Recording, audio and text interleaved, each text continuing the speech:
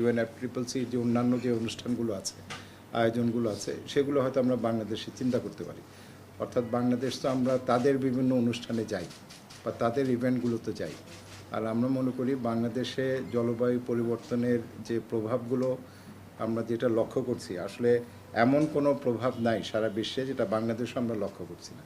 এটা আফ্রিকাতে যেমন ড্রাউট, ওখানে খরা হচ্ছে, আপনার অন্যান্য দেশে বরফ গলছে, আমাদের হিমালয় আছে, সমুদ্র পৃষ্ঠের উচ্চতা এটা তো আসছেই, তারপরে যে ক্লাইমেট রেফিউজি যেটা হচ্ছে সেটাও আমাদের জন্য একটা বড় বিষয়, খাদ্য নিরাপত্তা আমাদের জন্য একটা বড় বিষয়, তারপরে আমাদের লবণাক্ততা যেভাবে ছড়িয়ে পড়ছে, আগে উপকূলীয় এলাকায় ছিল, এখন এটা কিন্তু ক্রমশ ঢাকার দিকে এটা চলে আসছে, উপরে চলে আসছে।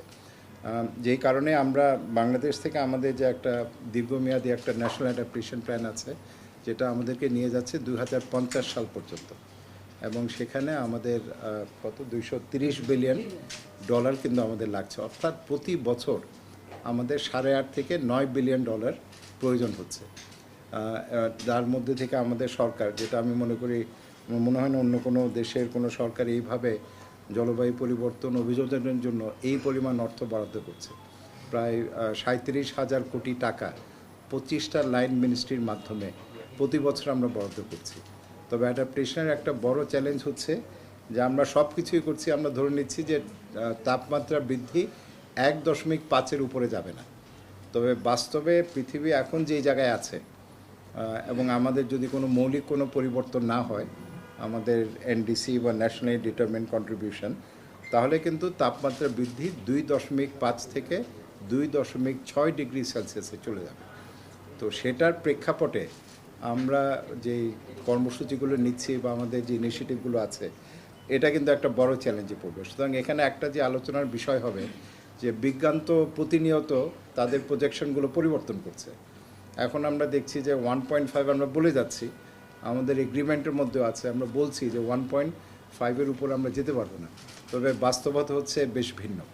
আর একটা বড় বিষয় হলো যে বিভিন্ন দেশ যারা এই ন্যাপের কর্মসূচিটা হাতে নিয়েছে, আমাদেরকে মানে আমাদের যে অন্যান্য উন্নত দেশগুলো আছে, তাদের একটা কমিটমেন্ট ছিল যে ন্যাপ অনুযায়ী তারা অর্থায়নের ব্যবস্থা করবে।